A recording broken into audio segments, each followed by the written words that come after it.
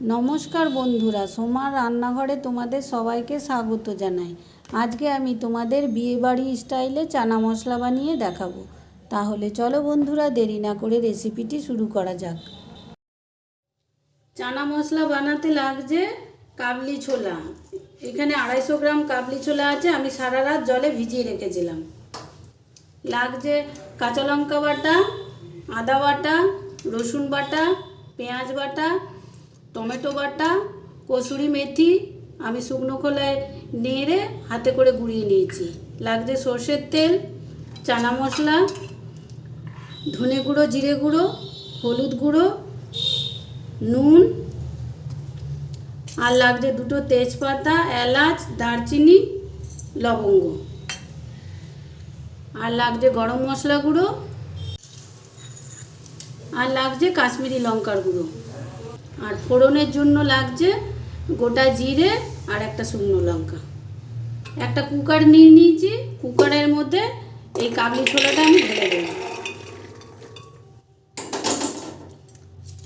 এই গোটা গরম মশলাগুলো আমি দিয়ে দেবো। 2টো তেজপাতা, 2টো লবঙ্গ, দারচিনি আর গোলমরিচ দিয়ে দেবো। ছোটো চামচের 1/2 চামচ দিয়ে দেবো হলুদ গুঁড়ো, আর নুন দিয়ে দেবো 1 চামচ, ছোটো চামচের 1 চামচ, আর দিয়ে দেবো জল।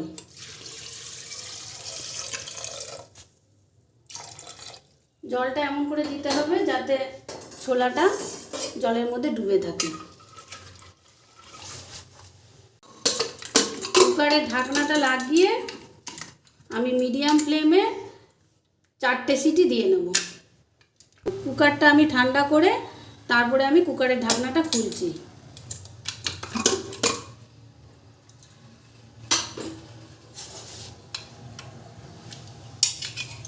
এরপর দেখে নেব কতটা সিদ্ধ হয়েছে। দেখো ভালো রকম সেদ্ধ হয়ে গেছে।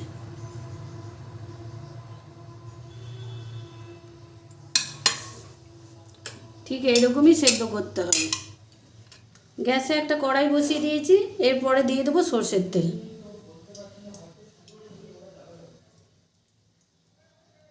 এখানে 4 চামচের মতো সর্ষের তেল দিলাম। তেলটা গরম হয়ে গেছে, এরপরে দিয়ে দেবো অল্প একটু জিরে ফোড়ন, গোটা জিরে, আর দিয়ে দেবো একটা শুকনো লঙ্কা। এরপরে দিয়ে দেবো পেঁয়াজ বাটাটা। এখানে একটা বড় সাইজের পেঁয়াজ আমি বেটে নিয়েছি, সেটা এবার দিয়ে দেবো।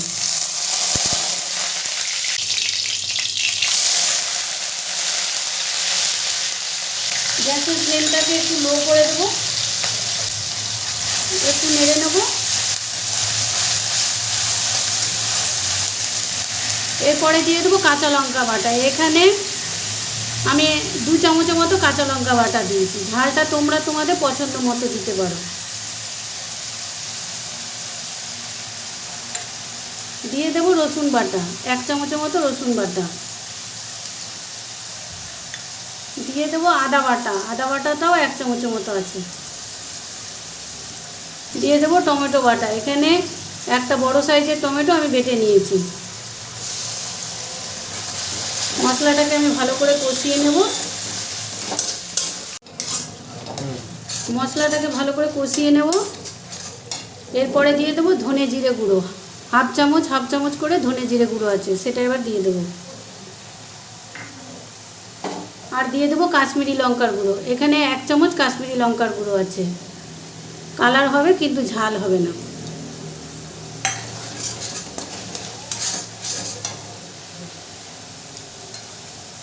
তোমরা চাইলে শুকনো লঙ্কার গুঁড়োও দিতে পারো, আমি শুকনো লঙ্কার গুঁড়ো ব্যবহার করি না। এরপরে দিয়ে দেবো হলুদ গুঁড়ো, ছোটো চামচের 1.5 চামচ,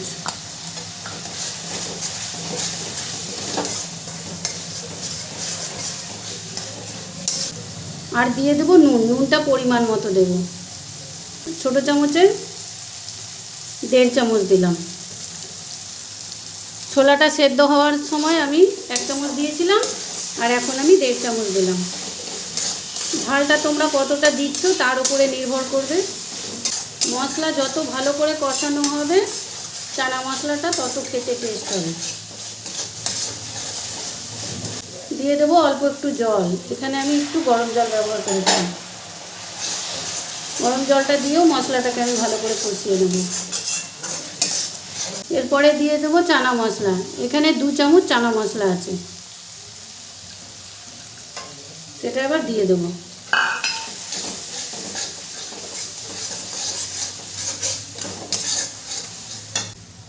মশলাটা কষানো হয়ে গেছে।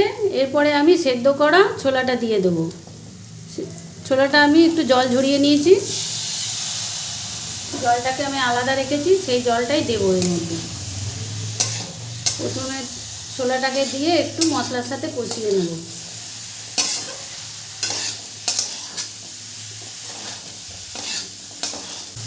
ছোলার সাথে মশলাটাকে ভালো করে কষানো হয়ে গেছে। এরপরে দিয়ে দেবো জল। আমি যে ছোলাটা সেদ্ধ করেছিলাম সেই জলটাই আমি এবার দিয়ে দেবো।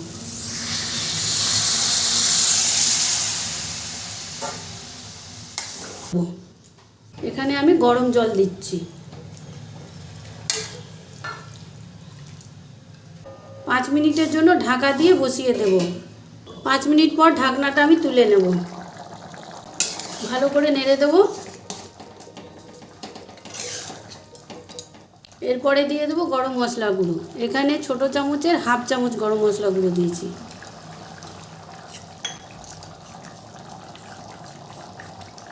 আর কসুরি মেথি আমি শুকনো কলায় একটু নেড়ে নিয়ে গুঁড়ো করে নিয়েছি, সেটা এবার দিয়ে দেবো।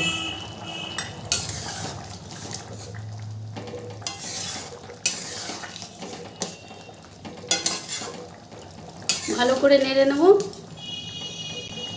আরও 2 মিনিটের জন্য আমি ঢাকা দিয়ে দেবো। 2 মিনিট পর ঢাকনাটা আমি তুলে নেব। ঝোলটা শুকিয়ে গেছে, একটা মাখো মাখো ভাব হয়ে গেছে। এরপরে আমি নামিয়ে নেব। চানা মশলাটা আমি একটা সার্ভিং বোলে সার্ভ করে নিয়েছি। দেখতেই পাচ্ছ কতটা সুন্দর হয়েছে দেখতে।